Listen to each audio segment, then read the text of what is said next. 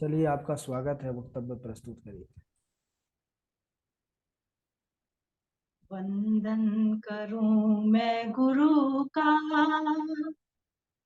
कर जोड़ नवाऊं माला। एक सहारा जगत में, सर पर गुरु का हार। प्रणाम गुरु जी, आपके आशीर्वाद से अपना वक्तव्य आरंभ कर दें। अस्मत् गुरुभ्यो नमः। अस्मत् परम गुरुभ्यो नमः। अस्मत् सर्व गुरुभ्यो नमः। श्री राधा कृष्णाभ्यां नमः।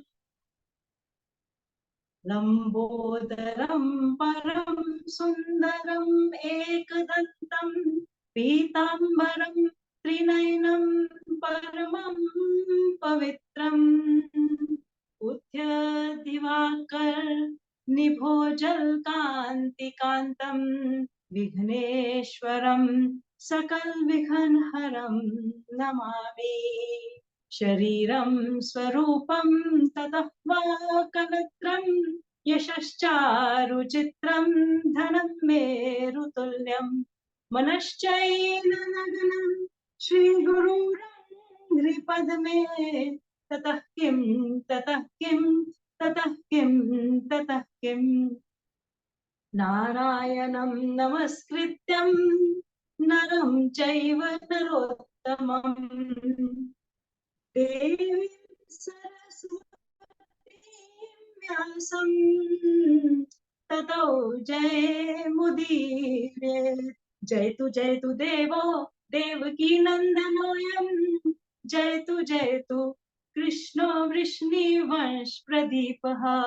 जयतु मेघश्यामलं कोमलांगं, जयतु पृथ्वी भारनाशो मुकुन्दः।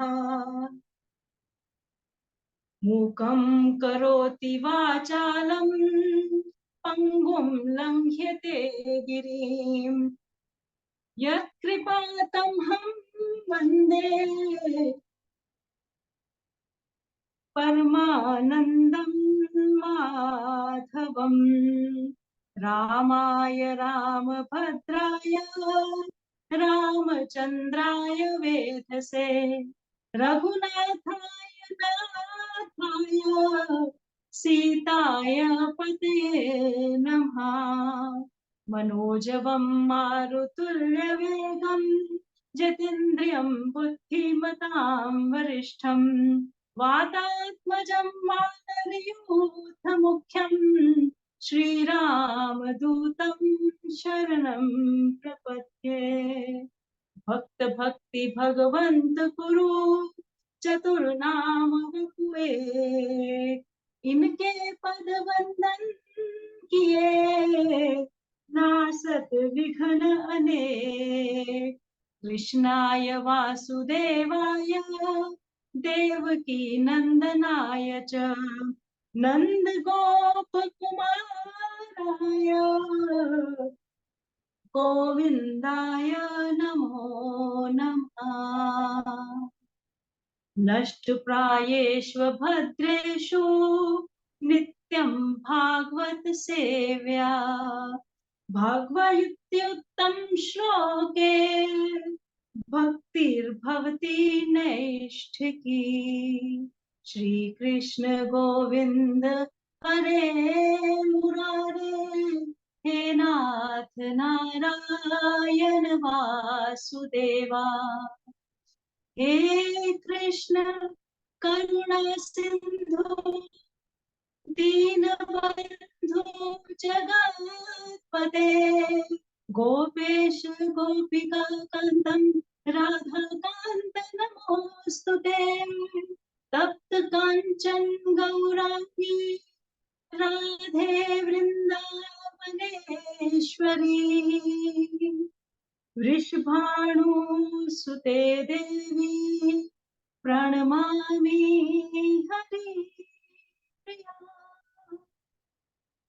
अनंत कोटि ब्राह्मण नायक, अचिंत्य कल्याण, गुणगण निधान, सर्वेश्वर सर्वाधिपति, सकल जन कल्याण, कल्यशाप भारत, कल्याण कारक, करुणा वरुणालय, अकारण करुणा कारक, प्रात्पर पर ब्रह्म, अनंत कोटि कंदर्प दर्प कल्याण, पट्यान निर्गुण निराकार, सगुण साकार, जगदैक बंधु, करुणैक सिंधु, सच्चिदानंद घन परमात्मा श्री कृष्ण चंद्र एवं करुणामयी दयामयी श्री राधा रानी के युगल चरणों में दासी का कोटि कोटि प्रणाम। समुपस्थित भगवत जन, भागवत अनुरागी सज्जनों, भक्तिमय मातृशक्ति और भगनी बांधवों, सिया राम मैं सब जग जानी, करहूँ प्रणाम जोरी जुग पानी। सभी को प्रणाम। श्री बांके बिहारी लाल की जय, श्री जुगल जोड़ी सरकार की जय, श्री वेद व्यास की जय, शुकदेव भगवान की जय, शब्द रूप भगवान श्री भागवत पुराण की जय। हमने अपने पिछले सत्र में चर्चा की थी कि किस प्रकार नारद जी ने प्रयत्न किया सप्ताह यज्ञ के द्वारा भक्ति, ज्ञान और वैराग्य का उद्धार किया। जब उन्होंने भक्ति सप्ताह यज्ञ का आयोजन किया और सनकादि ऋषियों ने जब भक्ति की महिमा का गान किया तो भक्ति देवी वहां पर उपस्थित हो गई और उन्होंने उनसे पूछा, सनकादि ऋषियों से पूछा कि आपने मेरा उद्धार किया है, अब मुझे बताइए कि मैं कहाँ रहूं। तो सनकादि ऋषियों ने उन्हें कहा था कि भक्तेषु गोविंद स्वरूप कर्तरी, परमैक धर्तरी भवरोग हंतरी, सात्वम च तिष्ठस्व सुधैर्य संश्रया, निरंतर वैष्णव मानसा। अर्थात आप वैष्णव जनों के मन में रहिए, वैष्णव भक्तों के मन में निवास कीजिए। तो जब वैष्णव भक्तों के मन में भक्ति का प्रादुर्भाव हुआ तो परम पिता परमेश्वर बहुत प्रसन्न हो गए और वहां पर प्रकट हो गए। तो यहाँ पर सूत जी कहते हैं कि भक्तों के मन में जब भक्ति का प्रादुर्भाव देखकर भक्त वत्सल भगवान अपना धाम छोड़कर वहां पधारे तो सभी लोग उनको देखकर मगन हो गए और किस प्रकार उन सबने उनकी स्तुति की और उनका जो ध्यान कर रहे थे। आइए इस भजन के माध्यम से श्रवण करते हैं, उस परम पिता परमेश्वर के साथ जुड़ते हैं।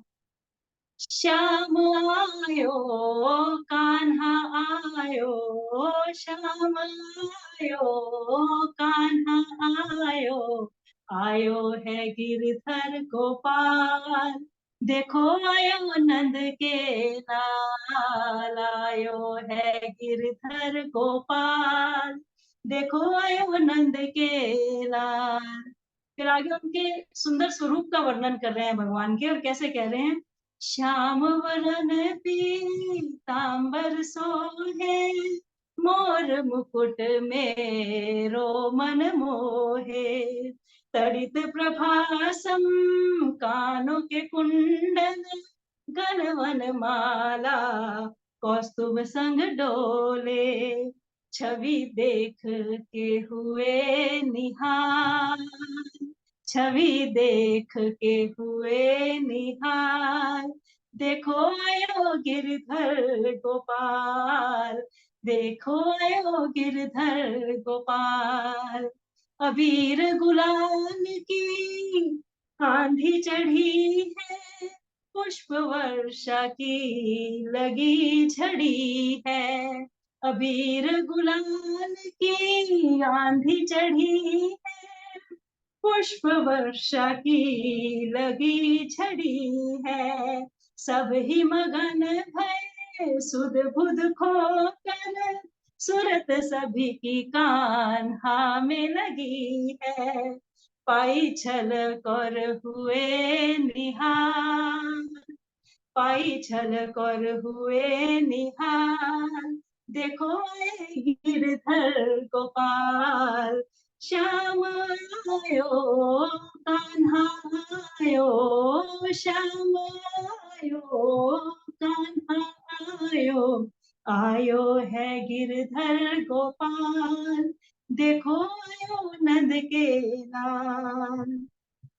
भक्तों को है प्रभु का सहारा, और प्रभु को भक्त है प्यारा, एक ही चितवन निर्मल कर दे, भक्तों के हैं प्राण आधारा, प्रभु हो गए सब पे दयाल, देखो आयो नंद के लाल, आए गिरधर गोपाल, देखो आयो नंद के लाल। जब भगवान का अद्भुत रूप देखा तो सभी लोग तन्मय होकर उनकी स्तुति गाने लगे और उनको निहारने लगे। तो नारद जी ने कहा, यहाँ पर मैंने सप्ताह यज्ञ की महिमा देखी। फिर उन्होंने सभी सनकादि ऋषियों से कहा कि मुनिवर, आप तो बहुत कृपालु हैं, कृपा करके ये बताइए कि इस संसार में कौन कौन लोग हैं जो सप्ताह यज्ञ से पवित्र हो जाते हैं। तो नारद जी का प्रश्न सुनकर सनकादि ऋषियों ने कहा, ये मानवा पाप कृतस्तु सर्वदा, सदा दुराचार रता विमार्गगा, क्रोधा अग्नि दग्धा कुटिलाश्च कामिनः, सप्ताह यज्ञ कलो पुनन्ति ते। कहते ये जो मानव है ये सदैव पाप कर्मों में ही रत रहता है और सदा दुराचार करता है और कुमार्ग पर चलता है, और जो क्रोध अग्नि से भी दग्ध रहते हैं, कुटिल हैं, कामी हैं, हर समय भौतिक इच्छाओं से जकड़े रहते हैं, उन सबका उद्धार ये सप्ताह यज्ञ करता है। इसके साथ ही उन्होंने ये भी बताया कि ना केवल मानव बल्कि प्रेत आत्माएं भी, जो जिनका उद्धार नहीं हो सका है, वो भी जब इस सप्ताह यज्ञ के को सुनती हैं, उसकी कथा का श्रवण करती हैं, भागवत कथा का श्रवण करती हैं, तो उनका भी उद्धार हो जाता है। जब इस प्रकार से सनकादि ऋषियों ने कहा तो नारद जी बहुत आश्चर्यचकित हो गए। उन्होंने कहा कि क्या आप ऐसा कोई बता सकते हैं मुझे जिसमें किसी प्रेत आत्मा का उद्धार हुआ। तो सनकादि ऋषि ने कहा कि हम आपको एक पुरानी कथा सुनाते हैं जिसमें एक प्रेत का उद्धार हुआ। तो सनकादि ऋषि कहते हैं कि तुंगभद्रा नाम नदी के किनारे पर एक गांव था जिसमें आत्मदेव नाम का एक ब्राह्मण रहता था। ब्राह्मण बहुत ही शुद्ध भाव वाला था और भिक्षा मांगकर, ज्ञानी होने के बावजूद भी भिक्षा मांगकर अपना वहन करता था, जीवन यापन करता था। लेकिन उसकी पत्नी धुंधली बहुत ही क्रूर और दुराग्रही थी, बहुत ईर्ष्यालु थी, व्यर्थ में बकवाद करती थी, लोगों को परेशान करती थी और झगड़ालू थी, और ब्राह्मण देव के साथ भी बात बात पर झगड़ा करती थी और अपनी इच्छा के अनुसार ही उनसे सारे कार्य करवाती थी। उस दंपति की कोई संतान नहीं थी। तो ब्राह्मण देव जो थे वो अक्सर इस बात को लेकर दुखी रहते थे कि हमारे घर में कोई संतान नहीं है। एक दिन इस दुख से दुखी होकर वे अपना घर छोड़कर आत्मदेव जी वन में चले गए। रास्ते में प्यास लगी और एक कुएं के पास रुके और वहां पर बैठकर जल ग्रहण किया और विश्राम करने के लिए एक वृक्ष की छाया में बैठ गए। जब वे वृक्ष की छाया में बैठे थे तो तभी वहां पर एक सन्यासी का प्रादुर्भाव हुआ। सन्यासी वहां आए और उन्होंने भी जल ग्रहण किया। जब आत्मदेव ने देखा कि महात्मा जी जल ग्रहण करने के पश्चात वहां बैठे हैं, वृक्ष की छाया में बैठे हैं, तो वो उनके चरणों में जाकर गिर पड़ा और रोने लगा। उसको रोता हुआ देखकर महात्मा जी ने कहा, क्या बात है, आप इतने दुखी क्यों हैं, किस बात का दुख है।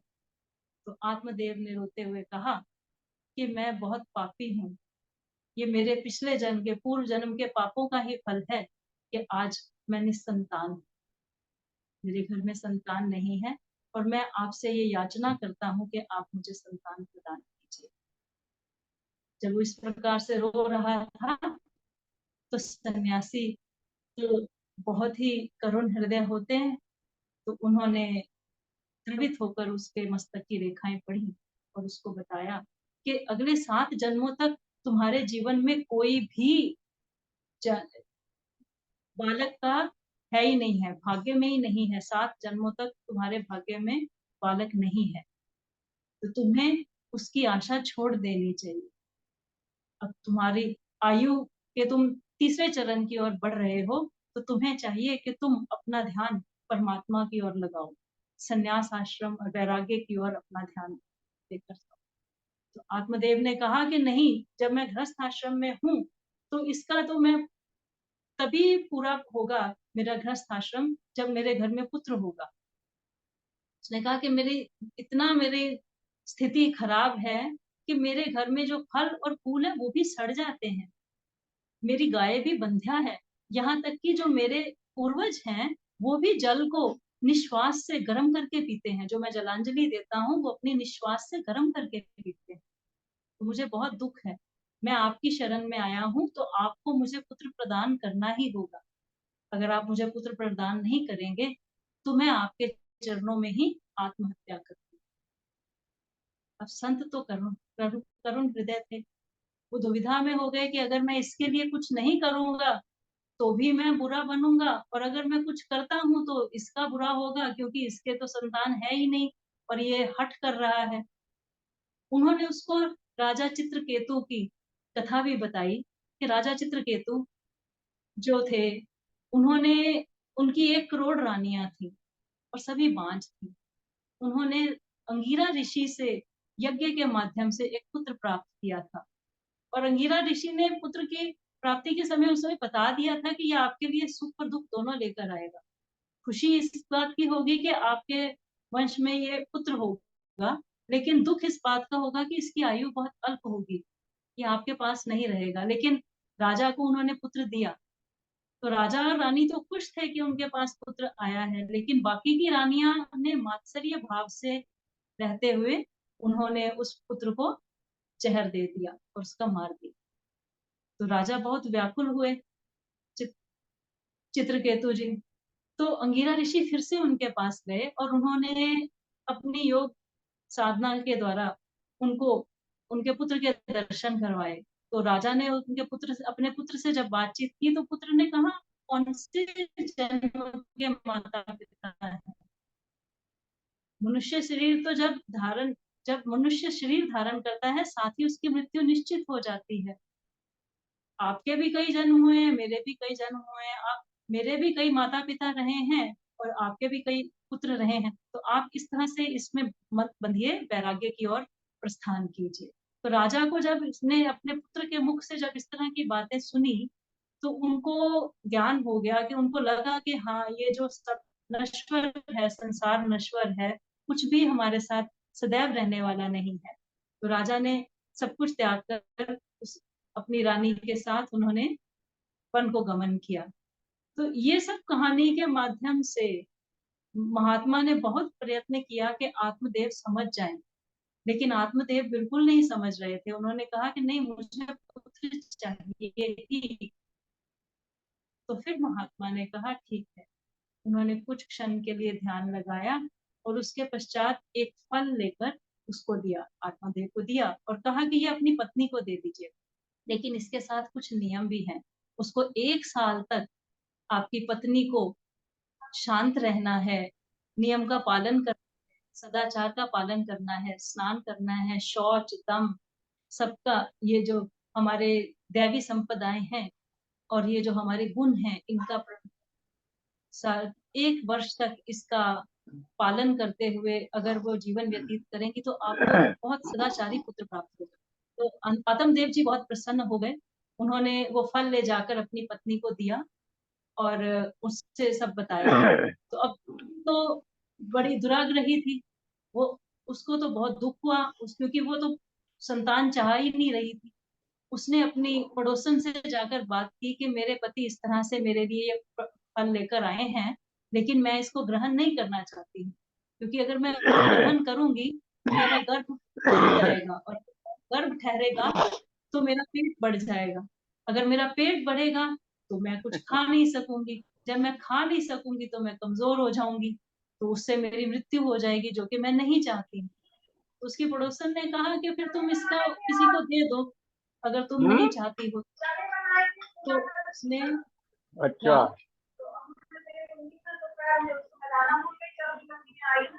चलो।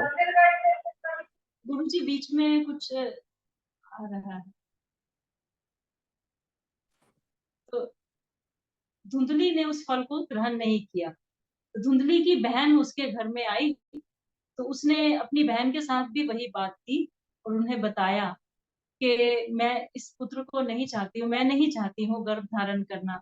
उसकी बहन ने कहा कि तुम्हें कुछ भी दुख करने की आवश्यकता नहीं है, मैं गर्भवती हूँ, तो मैं अपना पुत्र तुम्हें दे दूंगी। तुम्हें केवल इतना करना है कि थोड़ा सा धन मेरे पति को दे देना।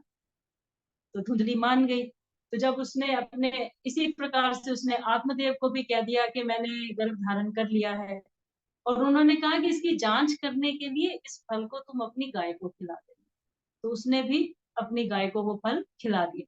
तो कुछ समय के पश्चात जब समय पूरा हुआ, तो धुंधली की बहन ने अब एक पुत्र को जन्म दिया और वो आकर उसको दे गई, धुंधली को दे गई। तो आत्मदेव को बताया धुंधली ने कि मेरे घर हमारे घर में पुत्र हुआ है, और इसकी जब सूचना सबको मिली तो उसने उत्सव किया अपने घर में, और उसका जातकर्म संस्कार वगैरह करवाया अपने बच्चे का।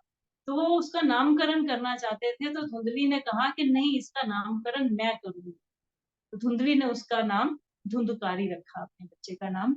और इसी प्रकार से उसने गौ माता ने भी 3 महीने के बाद एक बच्चे को जन्म दिया, जिसका नाम गोकर्ण रखा गया, क्योंकि गोकर्ण के जो कर्ण थे वो गो की तरह थे। तो जब धुंधली के घर में पुत्र हुआ, वो जो पुत्र था वो बिल्कुल ही आत्मदेव की आशा के विपरीत था। उसने वो हमेशा उसके साथ कलह करता था, उनको कोई भी सम्मान नहीं दे रहा था। तो आत्मदेव दुखी हो गए, बहुत दुखी हो गए, और वो उनके पास गोकर्ण जी आए। उन्होंने आकर उनको समझाया कि जो इंद्रदेव भी हैं, जो राजा भी हैं, जो भी हैं, वो भी सुखी नहीं है, कोई भी सुख नहीं है किसी को। ये जो आप फंस गए हैं अपने परिवार के चक्र में और अपने पुत्र के चक्र में, इससे बाहर निकलिए। आपके लिए जो असली स्थान है वो वैराग्य की ओर जाना है।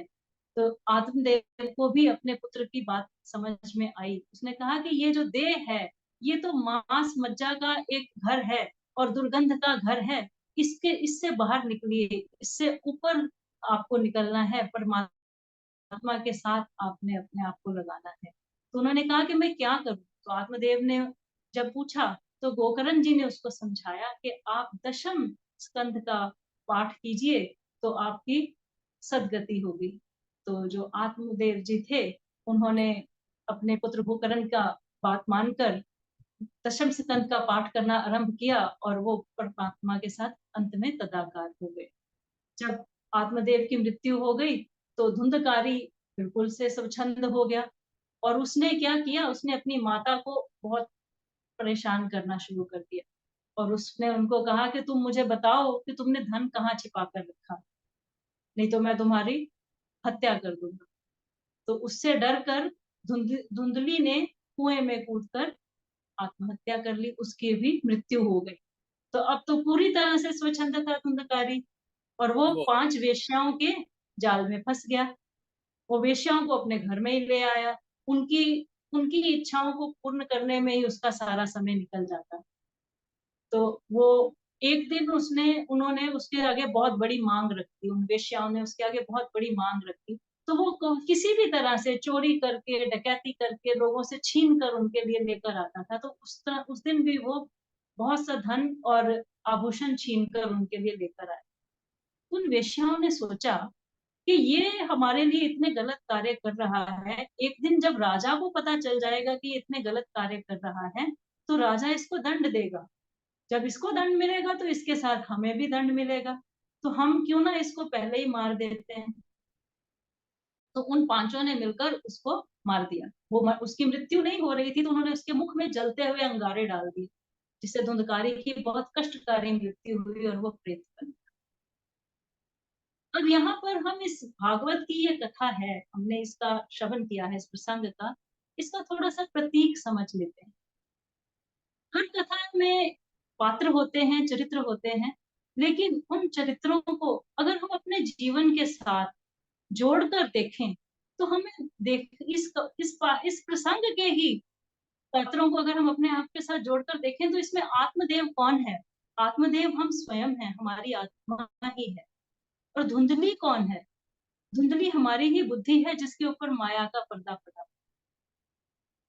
और जब हम अपने बहिर्मुखी ध्यान में रहते हैं, बहिर्मुखी चिंतन करते हैं, तो हम किसी की नहीं सुनते, अपनी इच्छाओं के गुलाम बन जाते हैं। और ये महात्मा कौन है? ये महात्मा हमारा अंतर मन है, जो हम अपने अंतर्मुखी होकर अपने आप से बात करते हैं, हम इंट्रोस्पेक्शन करते हैं, तो हमें पता चलता है कि हम कहाँ गलत हैं। तो जो वो विवेक, हमारा आंतरिक विवेक और धैर्य हमें राह दिखाता है, वही वो महात्मा है जिसने सही बात बताने की कोशिश की। और धुंधकारी क्या है, कौन है? जब हम अपने अंदर की बात को नहीं सुनते हैं और बाहर के विषयों में अपने आप को उलझा कर रखते हैं। 5 वेश्याएं हमारे 5 इंद्रियां हैं। चक्षु जो विषय को देखना चाहते हैं, जिह्वा जो बाहरी विषयों की का ही रसास्वादन करना चाहती है, कर्ण जो दूसरों की बुराइयां ही सुनना चाहते हैं। तो ये जो हमारी 5 इंद्रियां हैं, यही वो 5 वेश्याएं हैं जिनके जाल में हम हमेशा फंसे रहते हैं। और अंत में जब वो आत्मदेव का ने दसम स्कंद का किया, तो वो कैसे? जब हम अपने अंदर देखते हैं, अपने गुणों को धारण करते हैं, एक बार में तो मार्जन नहीं हो जाता। जैसे एक कक्ष है, वो कई सालों से बंद पड़ा है, उसमें आप एक बार मार्जन करेंगे तो बहुत सारी धूल उड़ती है और हम समझते हैं कि इतनी धूल है, इसका हम मार्जन नहीं कर सकते।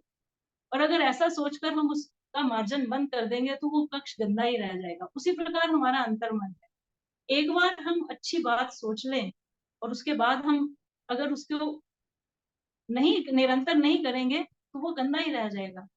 तो आत्मदेव ने जो गोकरण है, गो मतलब करण मतलब श्रवण करना, गो मतलब अपने अंदर की बात को, जब गोकरण को अपने अंदर की बात को हम श्रवण कर लेते हैं, तो उन्होंने जब गोकरण आत्मदेव जब गोकर्ण के साथ तदाकार हुआ, तो उसने अपने अंतर मन से, अपने विवेक और धैर्य से जो अच्छी बात सीखी, उससे उसका उद्धार हो गया। लेकिन धुंधकारी जो हाँ, 5 वेश्याओं के साथ जो मिला, जब हम अपने पर बिल्कुल भी निरंतर नाश हो जाता है, जैसे धुंधकारी का। तो गोकर्ण जी को जब पता चला कि धुंधकारी का मृत्यु हो चुकी है, तो उन्होंने उसका दाह संस्कार, जो क्रियाक्रम का संस्कार था, वो उसने वहां पर गया जी में जाकर किया। और इसी प्रकार से जहां जहां भी वो तीर्थ स्थान पर जा रहे थे, वो उसकी आत्मा की शांति के लिए करते हुए अपने गांव में पहुंचे। तो वहां से चुपचाप से रात के समय में पहुंचे थे, तो वो चुपचाप से अपने घर में चले गए, वहां पर जाकर सोए। तो धुंधकारी वहां आ गया, वो उन्हें परेशान करने लगा। तो उन्होंने बार बार, जब वो उनको परेशान कर रहा था, तो गोकर्ण जी ने पूछा कि तुम कौन हो? तो धुंधकारी ने कहा कि मैं आपका भाई हूँ और मेरी कोई गति नहीं हो पाई है और आप मेरी गति करवाइए। तो उन्होंने कहा कि मैं आपके लिए क्या कर सकता हूँ, मैंने तो गया जी में आपका दाह संस्कार किया था, तो फिर भी आपका क्यों नहीं हो पाया? तो उन्होंने कहा कि मेरे कर्म इस प्रकार के थे कि गया जी के संस्कार से भी मेरा, गया जी में कराए गए दाह संस्कार से भी मेरा कार्य नहीं हो पाया है, शुद्ध नहीं हो पाया हूँ और मेरी मुक्ति नहीं हो रही। तो गोकर्ण जी ने सूर्य देव का अपने आंतरिक तप से सूर्य देव की गति को रोक दिया और उनसे पूछा कि क्या किया जाए, इस प्रेत आत्मा को की मुक्ति के लिए हमें क्या करना चाहिए। तो सूर्य भगवान ने, सूर्य नारायण ने गोकर्ण जी को कहा कि आप सप्ताह यज्ञ करें, आप सप्ताह यज्ञ करेंगे तो इसका उद्धार अवश्य होगा। तो इस प्रकार से जब सुना उन्होंने, तो गोकर्ण जी ने सप्ताह यज्ञ का वहां पर सारा अपने सप्ताह यज्ञ का जब करवाया गया, तो धुंधकारी भी वहां पर उस कथा को सुनने के लिए आया। सभी गांववासी वहां बैठे थे, वो सुन रहे थे। धुंधकारी भी वहां सुनने के लिए आया, लेकिन वो तो एक हवा के रूप में था, वो तो वहां बैठ नहीं सकता था, प्रेत रूप में था। तो उसने अपने बैठने का स्थान ढूंढा, तो वहां पास में एक बांस था, 7 गांठों वाला बांस था, जिसमें धुंधकारी बैठा और उसमें बैठकर उसने कथा सुनी। पहले दिन की जब कथा समाप्त हुई, तो धुंधकार उस बांस की एक गांठ चटक कर टूट गई। इसी प्रकार दूसरे, तीसरे, चौथे दिन की जब कथा होती गई, तो एक एक करके वो बांस की जो गांठें थी, वो चटक कर टूटती जा रही थी। 7वें दिन सारा बांस में से जो धुंधकारी था, वो नारायण रूप लेकर बाहर निकल आया और वो सबके सामने प्रकट हो गया।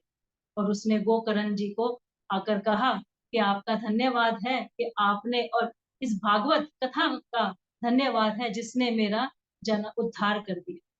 और भगवान के वैष्णव पार्षद आए और उन्होंने वो गोकर्ण जी को, वो धुंधकारी को लेकर चले गए। तो गोकर्ण जी बहुत हैरान हुए। उन्होंने कहा कि कथा तो मैंने सभी के लिए कही थी, सभी लोगों ने यहाँ पर कथा सुनी, और कथा का फल तो केवल एक ही व्यक्ति को मिला, ऐसा कैसे? तो पर जो वैष्णव परिषद आए थे, उन्होंने कहा कि ये कथा के श्रवण का, कथा श्रवण का जो है उसका कारण हुआ है। कहते ये कैसे हो सकता है? कहते जिसने मन से सुना। हम जब मन से किसी बात को सुनते हैं जिसमें ध्यान करते हैं, पूजा के लिए तो हम सब बैठते ही हैं, लेकिन ध्यान कितना करते हैं? हमारा ध्यान उस समय कितनी और तरफ जाता है, इस घर में क्या हो रहा है, बाहर क्या हो रहा है, बेटे को जाना है, बिटिया को जाना है। तो वो सब लोग भी जो सुनने के लिए बैठे थे, वो बैठे थे, शरीर से तो वहां थे, तन तो वहां थे, लेकिन मन भगवान के साथ कथाकार नहीं हुए। केवल एक धुंधुकारी था जिसने ध्यान से मगन होकर उस कथा को सुना था, इसीलिए उसका उद्धार हो गया। उन्होंने कहा कि अगर आप चाहते हैं तो आप श्रावण मास में फिर से एक बार कथा कहिए। तो ये सब लोग जिन्होंने सुना है, जो सुनने के लिए आए हैं, ये ध्यान से, मन से ध्यान लगाकर अगर भागवत कथा का श्रवण करेंगे, तो इनको भी विमान लेने के लिए आएंगे। तो गोकर्ण जी ने फिर से दोबारा श्रावण मास में फिर से उन सभी के लिए दोबारा कथा कही, और उन सब लोगों ने भी पूर्ण संकल्प के साथ पूर्ण संकल्प लिया कि हम मन से, पूरे ध्यान से भगवान की कथा का श्रवण करेंगे। और 7 दिन तक उस कथा का श्रवण किया। तो 7वें दिन विमान आए, वो भगवान को लेकर भगवान के धाम को लेकर चले गए। वैष्णव जितने भी भक्त थे, उन सबको मुक्ति दी गई और वो भगवान के धाम में चले गए। और गोकर्ण जी के लिए भगवान स्वयं प्रकट हो गए वहां पर, और वो बहुत प्रसन्न थे भगवान। उन्होंने अपना पांचजन्य शंख बजाया और गोकर्ण जी को अपने हृदय से लगा दिया। तो यहाँ पर भी हम अगर प्रतीक को देखें, तो यहाँ पर भी वही बात आती है कि जो धुंधकारी है, उसने अपना, जो हमारी बुद्धि थी, हम बद्ध जीव है, हमारी जो बुद्धि विषयों में फंसी हुई थी, उसको जब बाहर निकलने का मार्ग मिला, तो उसने धीरे धीरे उसके लिए प्रयत्न किया, भगवान के साथ अपने आप को जोड़ा, क्योंकि हम अंश तो भगवान के ही है ना। तो उसने जब भगवान के साथ अपने आप को जोड़ा, तो धीरे धीरे जो 7 गांठों वाला बांस है, वो क्या है? वो हमारा शरीर ही है।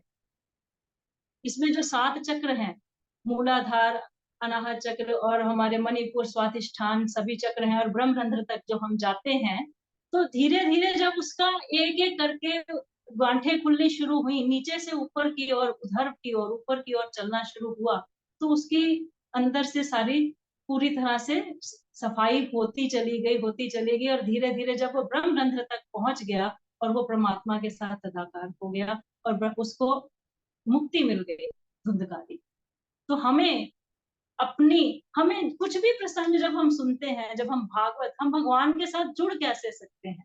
जब हम स्वयं को भगवान के साथ जोड़ते हैं और स्वयं को उसके साथ जोड़कर देखते हैं, तभी हम अपने आप में कोई बदलाव ला सकते हैं। तब अपने आप को कुछ तो नकारात्मकता है, अपने जो बुरे विचार हैं, जो अपने बुराइयां हैं, उनको समाप्त करके हम भगवान के साथ एक हो सकते हैं। तो ये जो प्रसंग था गोकर्ण और धुंधकारी का, इसने हमें यही बताया है कि हमें बाहर कहीं जाने की आवश्यकता नहीं है। स्वयं के अंदर देखिए, जो नारायण हमारे अंदर बैठे हैं उनके साथ एक होइए। जब हम उनके साथ एक हो जाते हैं तो हम परमात्मा के साथ मिल जाते हैं। इसी के साथ ही मैं अपनी वाणी को विराम देना चाहूंगी। बहुत सुंदर, बड़ा आनंद आया अभी अनुपमा पराशर जी का।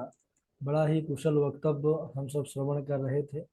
और जो आपके अंदर वाणी में स्पष्टता है, जो भी चरित्र एक विशेष और श्रेष्ठ वक्ता का जो लक्षण होता है वह वाणी से ही झलकता है। वाणी में बड़ी शुद्धता और स्पष्टता होनी चाहिए, जो साधारण से साधारण मनुष्यों के हृदय पर भी वह बात अच्छे से अक्षरशः उतार दे, उस चरित्र का भाव जो है हृदय पर उतार दे। और ऐसी ही जो है तो हमारी अनुपमा पराशर जी हैं। बड़ा आनंद आया और बड़ा भाव और बड़ा रस आपकी वाणी में, भगवती कृपा बना करके रखे माँ शारदा। और ऐसे ही आप हम सबको चरित्रों को श्रवण कराती रहे। बहुत सुंदर। धन्यवाद। बहुत सुंदर गुरुजी। बहुत हाँ। इन्होंने सुंदर, बहुत बहुत सुंदर सुंदर जो है बहुत सुंदर। गुरुजी वो 7 गांठें और चक्र, और जो इन्होंने समझाया है कि हमारा शरीर ही है आत्मदेव जो है, और धुंधकारी बहुत सुंदर इन्होंने जो है, और वो 5 वैश्याएं जो हैं हमारी इंद्रियां ही हैं। बहुत बढ़िया, सार गर्भित जो है, अति सुंदर, साधुवाद। धन्यवाद। बढ़िया जी मैं बस बेटी। एक दोहा कहना चाहूंगी। राधा माधव के हाथ में देकर अपनी डोर, जागो हरि का नाम ले, जब होवेगी भोर। अभी आपने भागवत की ये प्रवचन का श्रवण किया है, इसको अपने मन में धारण कीजिए। राधा माधव के हाथ में सब अपनी डोर दे दीजिए और हरि का नाम लेते हुए ही हम सुबह उठें और उनके अनुसार बहुत अपने कार्य जी जी, करें। बहुत अच्छा संदेश। हरि का नाम जरूर लेना है। चलिए, जी टाइम आउट होने वाला है और कक्षा का विश्राम करते हैं। आज की कथक रिकॉर्डिंग थोड़ी देर से भेज देंगे। कृष्णाय वासुदेवाय हरे परमात्मे प्रणतः क्लेशनाशाय गोविंदाय नमो नमः। बोले वृंदावन बिहारी लाल की जय, भागवत महापुराण की जय, सुखदेव भगवान की जय। ठीक है, सभी को शुभ रात्रि। जय श्री कृष्ण, जय श्री राधे। आनंद से रहिए, अध्ययन करते रहिए। चलिए, टाइम आउट नहीं हुआ तो